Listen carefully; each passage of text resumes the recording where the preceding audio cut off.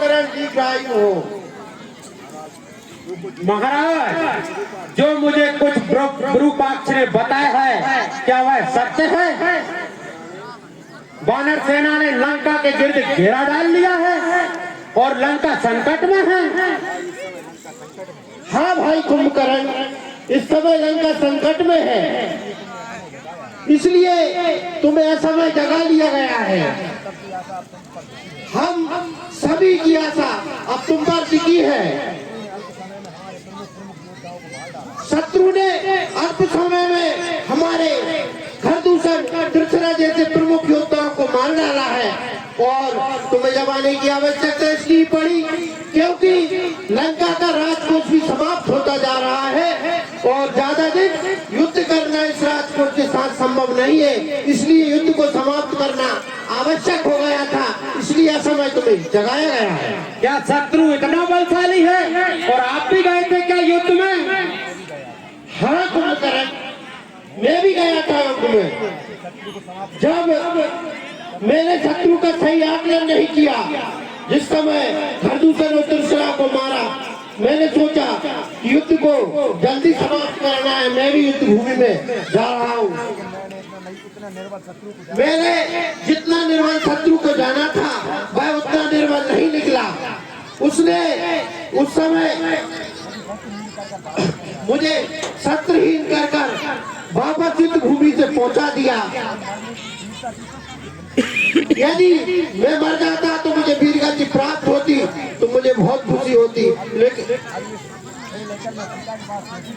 लेकिन उसने निशस्त्र बनाकर मुझे छोड़ दिया मूर्छित समझकर।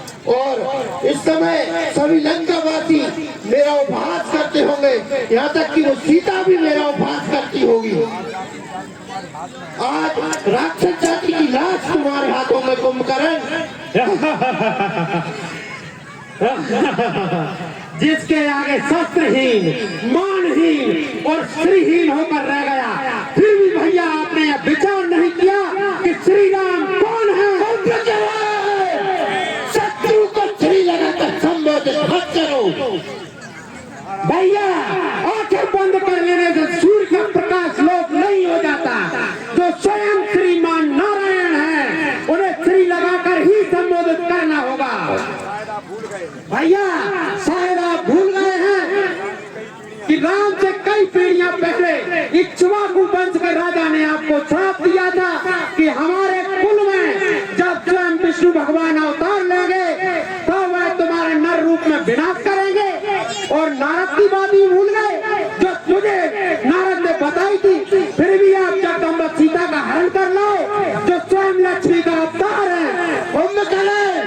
हमें अपनी बहन के अपमान का बदला लेना था, हमें अपनी भाइयों की मृत्यु का बदला लेना था।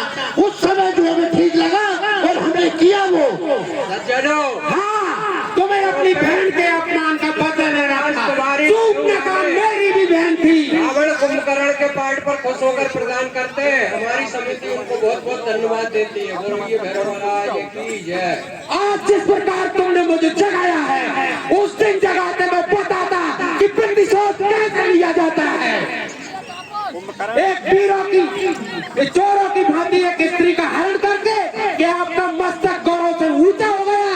कुंभकर्ण तुम्हें उपदेश देने का नहीं है। जब हर बात अपने समय पर ठीक लगती है, जब अपने राज, अपने कुटुंब और अपने भाई पर संकट हो उस समय सब बातें निरर्थक होती है।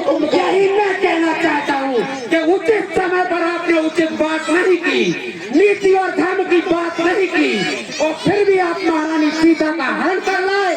आपने भाई विभीषण की नीति और भैया भाभी मंदोदरी की नीति को नहीं समझा और आप महारानी सीता का हरण कर लाए। कुंभकर्ण एक गुरु और एक आचार्य की बात ही हमें शास्त्र मत सुनाओ और जाकर खो जाओ। एक समय शास्त्र सुनाने का नहीं है। शास्त्रों में तो यह भी कहा गया है जब भाई पर संकट हो तो भाई का फर्ज है कि वह भाई का संकट दूर करे। मैं तो भैया सिर्फ इतना बताना चाहता था आपको। माने कि कुंभकर्ण अभिमान के बस नारायण को नहीं पहुंचा, नहीं पहचाना। माना कि चित्त के बकी बूझू कर हमने सीता का हरण कर लिया। माना कि अहंकार में हमने सभासदों का परामर्श नहीं लिया कुंभकर्ण। और यह सब सोचने से इतिहास पीछे नहीं चला जाता। उन्होंने शूर्पणखा की डांट काटी थी, मैंने सीता का हरण कर लिया। कुंभकर्ण, यदि तुम्हें ऐसा प्रतीत होता है अपना कर्तव्य ज्ञात नहीं है तो जाकर वो महलों में सो जाओ। रावण को अपनी आग, भाग और चाल से छीना और मारना दोनों आते हैं। भैया आप शायद मुझे ठीक तरह से समझे नहीं। मैं जो आपको बता रहा था वह एक छोटे भाई का कर्तव्य निभा रहा था। छोटा भाई मित्र भी होता है और सेवक भी होता है। अब आप युद्ध की चिंता छोड़ दीजिए। ना तो मेरे पथ में कोई बाधा है, ना मेरे मार्ग में कोई शंका है। आज मैं युद्ध को समाप्त करता हूँ। आपको वचन देता हूँ कि आज मैं उन वनवासी राजकुमारों के मस्तक गली कूचों में से लौटाता हुआ लेकर आऊंगा। गर्व है कुंभकर्ण तुमसे, हम यही आशा करते हैं। अगर मैं जीवित रहा तो लंका में आज उत्सव होगा। धन्य हो कुंभकर्ण, तुम धन्य हो। परंतु भैया हो कुंभकर्ण, यदि सबकी बात सही निकली, वो स्वयं नारायण है, तब भी मैं पीठ नहीं दिखाऊंगा। लौटा हुआ रणभूमि में मारा जाऊंगा भैया। कुंभकर्ण, तुम मृत्यु की बात ही क्यों करते हो? विजय की बात करो, विजय की बात करो कुंभकर्ण, और तुम निश्चय ही युद्ध में विजय होकर आओगे। भैया एक निवेदन करूं? कुंभकर्ण, यदि मारा जाऊं तो समझ लेना कि उन्हें युद्ध में कोई नहीं जीत सकता। फिर उनकी शरण में चले जाइएगा ताकि आपका राज अकंटक हो जाए भैया। इसी में बुद्धिमानी है, यही धर्म है। क्या कुंभकर्ण, तुमने क्या कहा? प्राणी अपने कुटुंब, अपने परिजनों, अपने राजकेशों के साथ बैठकर रहता है, जब भी ऐश्वर्य प्राप्त करता है। कुंभकर्ण, इन सब के बिना मेरा कोई औचित्य नहीं है। क्या कुंभकर्ण जैसे भाई को खोकर, अपने कुंभकर्ण जैसे भाई और कई भाइयों के पुत्रों को खोकर, अपने पुत्रों को खोकर क्या मैं जीवित रहूंगा?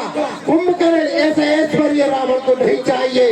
जाओ और आज युद्ध को समाप्त कर दो।